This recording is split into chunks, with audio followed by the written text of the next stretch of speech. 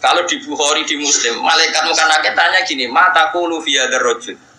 Bagaimana komentar kamu tentang hadzal rajul? Bukan Nabi bilang. Lelaki itu siapa? Padahal maksudnya lelaki itu adalah Rasulullah SAW. Tapi supaya pertanyaannya lebih sulit, coba kamu komentar lelaki itu siapa? Terus di situ di Bukhari diterangkan fa'amal mu'nafek.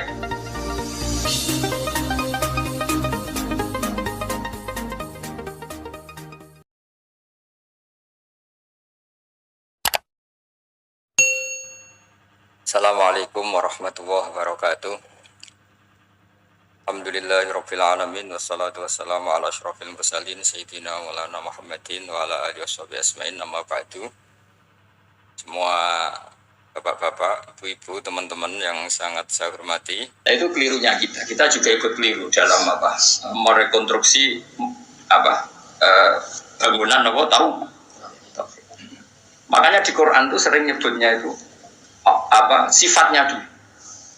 Ini penting saya utarakan. Jadi ini penting sekali ya, karena nanti sampean senajan to muridku, kalau muridnya Mbak Mun, muridnya Bapak, nanti muridnya Nabi, nanti ketemu mungkar nakir. Itu tidak bisa kecuali kamu punya kemapanan logika. Jadi taklid itu tidak bisa. Karena mungkar nakir itu kayak pegawai KPU, jadi nak takut itu tebak-tebakan. Betul. Jadi mungkar nakir itu misalnya Nabi Muhammad, dia tidak nyebut itu Nabi. Mataku fi hadzal rajul. Jadi enggak mataku fi hadzal. Yang diajarkan mudin itu formalitas standar, mungkin kompilasi hukum Islam atau apa. Itu sebetulnya enggak tahu saya. Kalau di Bukhari, di Muslim, malaikat muka nakir tanya gini, mataku fi hadzal rajul. Bagaimana komentar kamu tentang hadzal rajul? Bukan Nabi bilang. Lelaki itu siapa? Padahal maksudnya lelaki itu adalah Rasulullah SAW. Tapi supaya pertanyaannya lebih sulit, coba kamu komentar lelaki itu siapa? Terus di situ di Bukhari diterangkan fa'amal mu'nafek, fa'amal murtab. Orang munafik atau murtab, orang yang ragu. Terus dia komentar, kata orang-orang sing dia nabi, makanya saya ikut-ikutan bilang dia. Itu didefinisikan, dikategorikan orang munafik. Kalau cara ngomong, saya dengar-dengar kata orang dia nabi ya, saya ikut-ikutan bilang dia. Wah, itu diantem ya malaikat. Nah, terus kata Imam Bukhari di dalam riwayat, fa'amal mu'min awil mungkin, orang mukmin atau mungkin itu yang keyakinannya benar, karena rawinya syak ya, biasalah dalam ilmu hadis seperti itu. Fayaqulu huwa Muhammadun ja'ana bil bayyinati wal huda fa'amanna bihi wa saddaqna. Kata-kata bil bayyinah. Orang itu adalah Muhammad. Dia nabi yang datang ke kita bil bayyinat dengan bukti yang begitu jelas. Maknanya bayinat wal huda, dan membawa petunjuk. Misalnya begini, ini yang saya alami. Kamu boleh copy paste, boleh ngeblat pikiran saya, tapi saya tidak menjamin mungkar nakir mengasisi, karena syaratnya harus dari pikirannya sendiri. Tapi kita warai kerpean ya, loh. Misalnya begini, ini saya dan saya tanggung jawab sampai ketemu Allah. Aku roh Kanjeng Nabi, Nabi itu mergo ajaran sholat. Saya loh, meskipun saya tentu sudah iman dengan barokahnya Quran, hadis, guru-guru kita sudah iman. Tapi aku roh Nabi tenan itu gara-gara sholat. Yaitu Nabi ngendikan as-sholatu imaduddin, sholat itu cagai aku. Coba kalau dia seorang raja, ngapain menjadikan orang dikon sujud ning pangeran, dikon rukuk, dikon happy be pangeran. Itu satu, as-sholatu imaduddin. Terus Nabi ku mati-matian. Nah, ono sahabat gak sholat jamaah. Itu jare Nabi sekali-kali wong tak kon ngimami santri, aku gak ngimami. Ape moro mae wong-wong sing ora sholat apa? Jamaah tak obonge. Itu dua. Tiga, Nabi itu ketika perang itu kondisi paling emergen, ikut tetap sholat. Bahkan Nabi saking senengnya sholat itu nak lungo, kok sholat sunat, iku ainama tawajjah dwi rohilatu, kadang madem ngetan, madem ngulon, sementing iso sholat. Terus Nabi nak muji sholat itu sundul langit, saking mujine sundul langit, wajuilat qurratu aini fi sholat, aku ayam nak wis sholat. Sifat ini sifat raja apa sifat orang yang dekat Allah? Itu pasti nubuah, gak mungkin orang akal sehat. Misalnya orang yang jadi presiden, kepinginnya ya suworo, kepingin jadi rojo, kepinginnya monarki anak turunnya jadi. Ini dah itu semua. Gak mungkin kalau gak nabi kok orang punya berpikir sholat itu, paham? Jadi gak mungkin ide sholat itu kalau gak keluar dari seorang nabi. Dan itu dibuktikan perang ya sholat, bahkan beliau mewajibkan angger wong ijono nyawane wajib ra iso ngadeg lugu, ra iso lugu, laya-laya ra iso mengkas-mengkis lah sholat ning atine. Pokoknya yang berbau sholat bahkan nggak ditoleransi ditinggal sama sekali karena ini hubungan manusia dan apa? Saya pikiran gue sederhana, orang mungkin mau di pikiran gue kok gak nabi gue gak apa Einstein punya pikiran gitu, Isaac Newton misalnya, atau tokoh dunia Aristoteles, Plato, meskipun iso udah menemukan benda ini relatif, ya mestinya relatif. Misalnya manuk doro, dari rumah nongki, misalnya manuk apa merpati atau manuk kentilang, itu kan cara wong-wong rak manuk yang tidak sangar, tidak ganas. Sing ganas itu manuk apa bidu atau manuk apa lang. Mergo lang iso mangan derkuku. Iya jare derkuku lang itu ganas. Tapi jare ular. Jare ular tetap derkuku apa? Ora iku sing manuk-manuk lemah itu. Empret yo ganas wong kudene korban. Iya ta ora? Lho lah iya, iku kan sesuatu nama pasti nisbi. Wedhus iku ora ganas dibanding macan. Tapi jari kuman-kuman ular-ular sing urip ning turi yo ganas wedhus perkara dipangan sak. Yo sandung-sandung ngene kok. Artinya apa? Insting pinter ngono iku aku yo iso maksudnya iku. Tapi nabi ku nek idene iku salat. Terus pangeran iku buta seksi. Ben dadi seksine nabi ku bahkan orientasine salat iku bojo. Lane jare kula kudu utang jasa Ibnu Hajar Asqalani. Kenapa nabi bojone akeh? Wong paling cangkem elek wong wedok. Lha iku bojone Nabi ku pirang-pirang, kudune kan mangkel. Wong jenenge ana marwah akeh kudune mangkel. Tapi harus ditakoki kenangane wek Nabi ku ya salat. Jare Aisyah, di bojo gandeng Nabi ku ya repot. Aku wis turu ning ngarepe, terlentang ngono ya tetep tinggal salat. Bojoku sing kenangan kowe ngono to ora. Artine Nabi ku gak main salat bojone sing di marwah ditakoki wong ku kenangane yo. Salat jare Aisyah, aku wis terlentang. Bahkan kuntu bene yadehi kal janazah Nabi pas sholat itu aku dengar kok Aisyah wayu berarti yo. Nah kok bojomu kowe ra mbok terusno kan ana sebabe gitu. Nah sambut terusno sebabe apa kira roh. Elek judes elek melarat sebuah ngono. Iku jare Aisyah, aku terlentang kok janazah. Nak Nabi ngadeg, aku tak jujurno. Nabi nak sholat suwi. Engko nak aku keturun, kok nak ndekne ape sujud, fahu masani biadi. Terus aku diduduk terus sikilku tak ingkat. Terus Nabi punya ruang apa? Jadi Nabi dulu kalau mau sholat itu ya di bali yang dipakai tidur. Orang saiki gaya-gaya nanggon sholat atau berarti sholat paham. Nabi ku masyhur sholatnya nenggon kasur sing ditutur. Ono kasure ora pokoke nggon mriku apa. Dadi ora gaya-gaya nang saiki kan gak usuk ono ruang apa? Sholat nganti ono sawange ya Allah. Enggak tok tapi ora tau. Nabi itu sederhana. Lagi-lagi kenangannya apa? Sholat. Kayak kenangannya istri-istri Nabi sampai do iso nirakno sholatin Nabi. Ummu Aiman itu tanggane Nabi duwe anak dadi cadal rupane Anas. Dolan ning gone Anas iku bareng dolan bar disugoi ndi jongko tak kei hadiah. Napa ya Rasulullah? Ayu mautiin tuhibbu an usolliya fi di panggonan sing kowe seneng aku salat niku. Niki ya Rasulullah, jare Anas kenakane. Aku duwe kloso sing wis rada elek, tak lapi sithik terus Nabi salat di situ. Dadi kaya apa? Kowe iku gak mungkin wong kok duwe ide salat. Iku nak gak Nabi gak mungkin maksudnya. Makanya saya direncana nak gue jawab mungkar nakir. Hak sing kok pikiran dhewe bukti nak Muhammad ku Nabi kok. Di antara nih, makanya gue ngerepek ya oleh ya rais pokok ini cuma saya tidak tahu apa mungkar nakir menerima kerepean mau.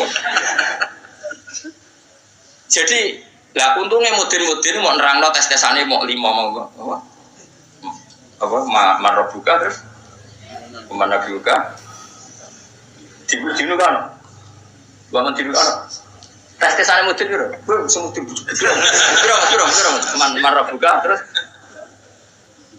waman nabiuka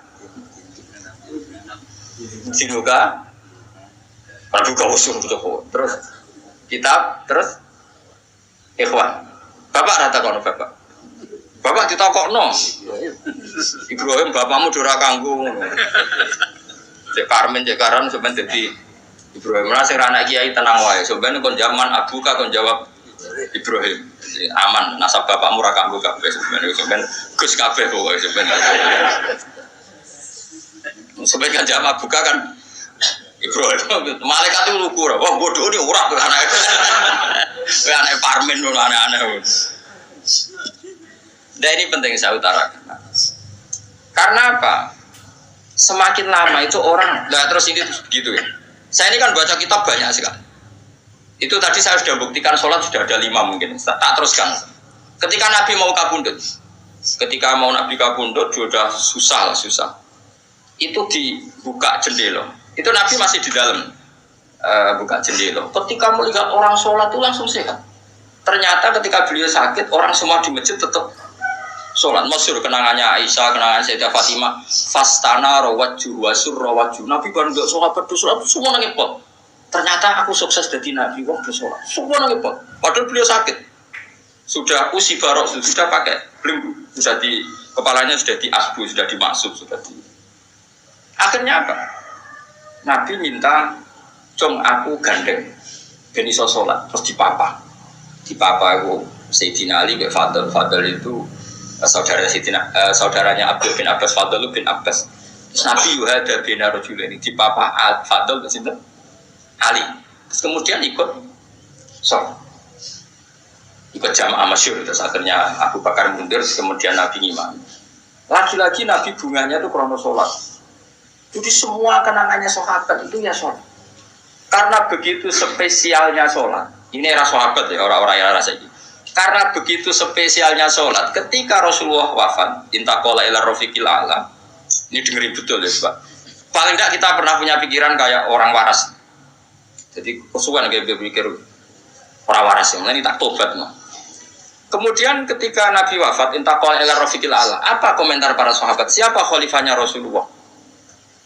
Ya orang yang disuruh Nabi sholat. Kata alasan mereka, jabatan negara itu sepele. Wong sholat sepenting itu saja. Abu Bakar sing kon dadi imam. Saya ulang lagi cara berpikir sahabat. Jabatan presiden, jabatan khalifah itu cemen. Wong urusan dunia wae. Wong urusan sepenting sholat wae sing sowan pangeran dikongkon mimpin Abu Bakar. Apa meneh dhewe urusan dunia ben Abu Bakar. Itu ukurannya kelayakan jadi pemimpin itu juga sholat gitu Pak. Paham ya? Mulanya ada kontestasi imam, paham? Tapi gak tapi kus akal-akalan zaman modern itu akal-akalan ini cerita. Mulanya tak kau itu zaman sahabat terus akiasno.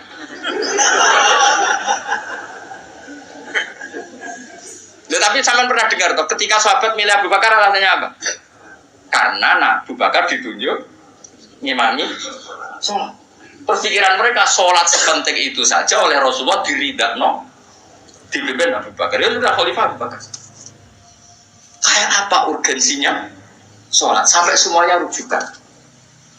Terus Nabi juga ngendikan, "Sumben jong kowe nek ning mahsyar iku amaliyane ora pati dihisab. Pertama dihisab iku sholat, terus salat Allah liyane gampang. Lagi-lagi sholat yang dipuji." Tapi sekarang orang Islam modern itu koyo LSM. Jadi pikirannya itu gimana supaya orang kaum marginal itu sing di orang supaya ke tengah. Jadi kayak pemain bal, itu rumus-rumusnya itu pemain bal. Orang yang termarginalkan supaya di tengah. Terus orang-orang miskin itu bisa dibasmi. Oleh basmi piye malaikat Mikail ora kepen rezekine ngentekno. Jadi gak pikir sampai wong melarat ora salat luwih dibela timbang wong makan salat. Mergo wong makan salat jenenge berjuwis. Nek wong ora salat tapi melarat iku kaum pinggiran. LSM seringane bela kaum pinggiran. Padahal iso wae Allah ngukum wong ora salat rezekine angel. Sing sering salat diparingi barokah uripe rezekine jembar. Tapi sebagian wong-wong LSM ya ora kabeh tapi kakean sing ngene iki paham ya. Sing sholat mapan go mobil jaga berjuwis anti sosial. Sing ra sholat terus Allah ngukum melarat tetap dibela-bela mergo napa marji. Ngene kecukupan melok ngono niku iku wong Islam. Kecukupan iso wae dekne melarat mergo uripe boros. Di dhuwit sithik digo narkoba, sithik-sithik go bokeng wong wedok terus melarat. Bareng melarat berhubung melarat tetep mbok bela mati-matian. Tapi tak kok pangeran itu piye? Ku tak hukum malah mbok bela gitu. Lah saiki akeh ora percaya takok aku. Sopo wae wong paling melarat ning donya terus takok ya asal usule. Kira-kira mergo apa sing dolim apa masalah ngene. Wong merantau sing ning dalan-dalan rata-rata ya ana mutunge. Melarat ning desa isin, tukaran mbek Pak Depali terus mutung anti silatur rohim minggat. Minggat sementing rawuh dulu. Lho padahal ngendikane Kanjeng Nabi, paling cepet dadekno sumpeke rezeki adalah qotkur rohim. Wong lungane wae niate ngadu itu lho. Iku jenenge apa qotkur? Terus dihukum mbek pangeran merantau kangelan. Tapi saya tidak nuduh semua orang seperti itu. Tapi aku yakin nggak mungkin seperti ini tanpa sebab. Tuh bila-bila nih. Mereka kau mau dikoidah marginal berjuis, apa? Marginal. Kalau pikiran ini terus, nanti kita kayak zaman PKI kan. Saya tuh punya kenalan gus-gus banyak di Kediri, di Madiun, di mana-mana. Itu dulu PKI Madiun, PKI Kediri, PKI mana-mana di daerah sana itu. Mantel kiai dari kiai dianggap koyok bos berjuis.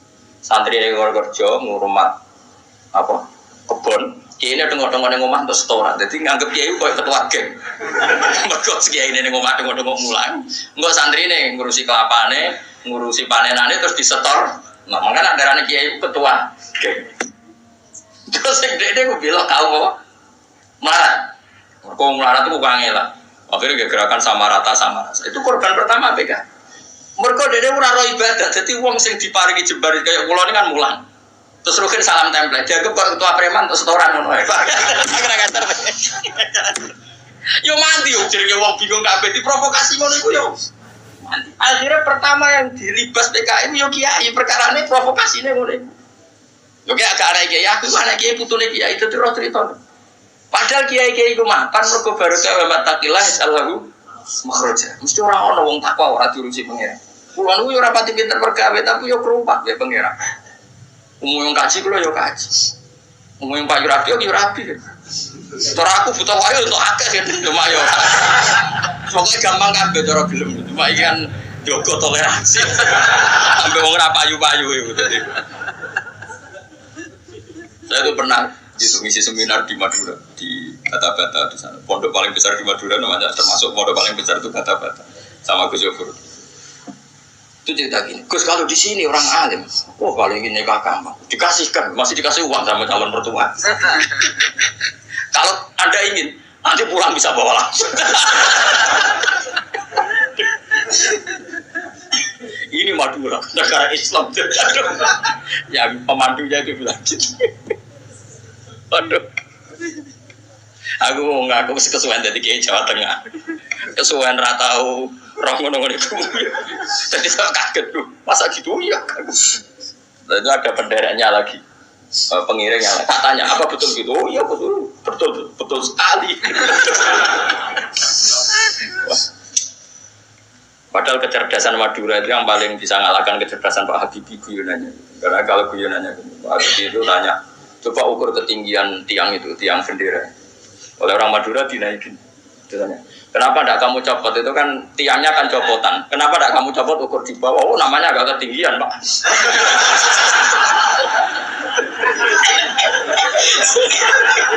Makanya guyonannya itu, ya itu guyonan. Habibie itu belum pernah debat kalah kecuali ngadu orang.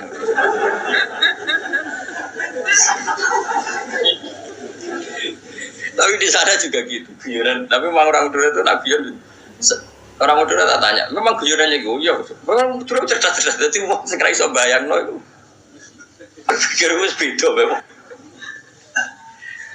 Nah, perasaan saya di sana itu kayak di Thailand karena pulaunya terpisah terus bahasanya beda. Jadi kalau orang Madura ngomong sama orang Madura kayak ada di Indonesia juga.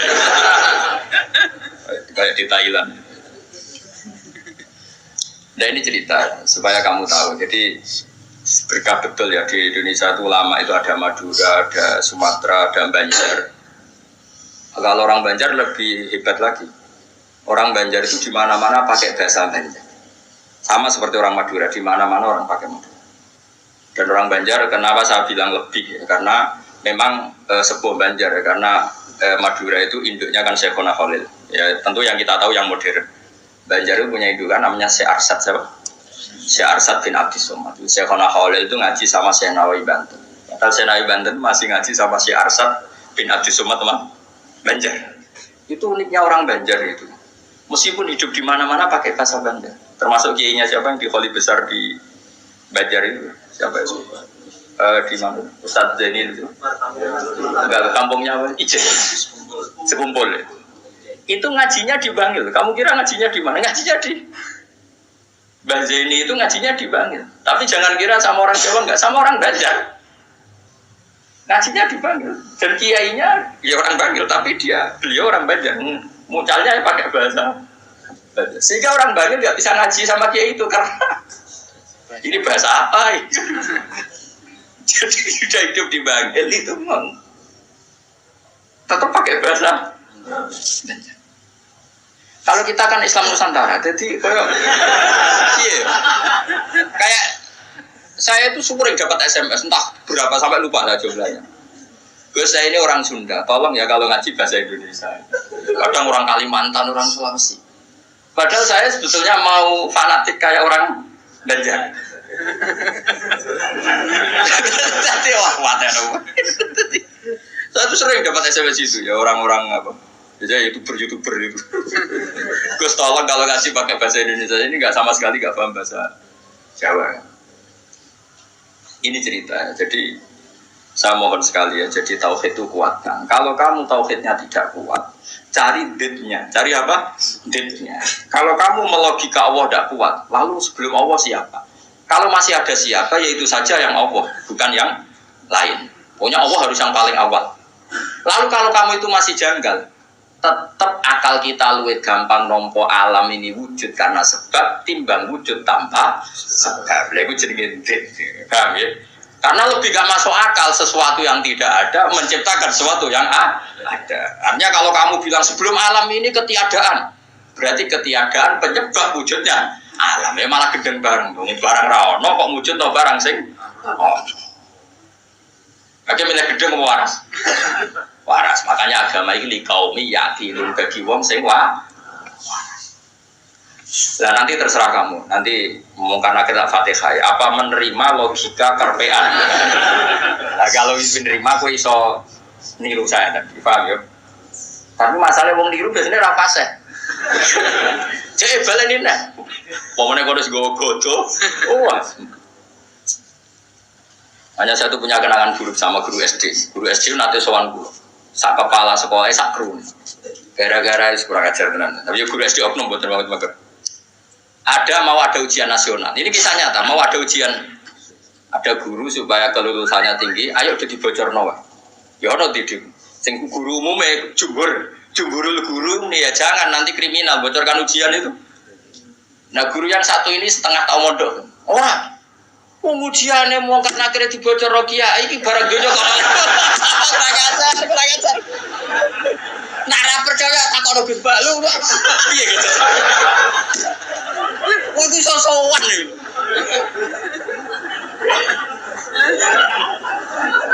Lah ya ujiannya mau karena akhirnya dibocor Kiai rapopo kok. Ya selama ini mungkin akhir harusnya tersinggung loh. Kan ujiannya kan dibocorkan siapa-siapa. Terakhir dibocor Mudin, paham ya? Akhirnya tak kok, suan kulo. Kulo pas ning gerdu pondok ning kulo sinau Pak. Kok guru-guru rene kono apa? Gus apa betul, Pak? Aku ya tentu mendukung kebijakan ra iso dibocor. Aku ya terus mending ngene. Iya, nak ujian bukan nakir itu dibocor, ya tapi ujian nasional, ini kan ujiannya bukan nakir. Sembrono. Jadi ono, utek aneh ku ono. Aku ya tahu bayang, ono diutek ngono ki ora tau bayang. Rohku ya jok nyata. Lah nek percaya tak ono Gus Ba. Takokan pertama ngene, apa ujian mau karena akhir takok apa Gus ngene-ngene iku dibocor ke iya. Lho, dibocor tenan. Apa tenan. Repot. Ya tapi ora oleh Kang ya bocor ujian nasional, kro tetep sepakat dong ujian kok dibocor. Lah soal mau karena akhir ku legal, kan wis pokoke oleh mau karena akhir kok. Cuma saya pastikan yang ada di Bukhari itu sebetulnya yang di Mudin itu tidak lengkap. Sebetulnya ada yang orang dites suruh melogika sendiri. Semua orang untuk menabikan Rasulullah itu kan punya caranya masing-masing. Dan itu menurut saya kamu harus pilih satu saja yang bil bayyinah. Karena ukurannya tetap fa'lam annahu la ilaha illallah, harus ada ilmunya. Ilmu itu adalah argumentasi ilmi. Kayak tadi misalnya kamu ditanya, kenapa kamu nyembah Allah? Paling enggak kamu bisa jawab, Allah itu pula yang saya namai asal usul aslul mawjudah, yaitu wajibil wujud. Kamu harus bisa menjawab.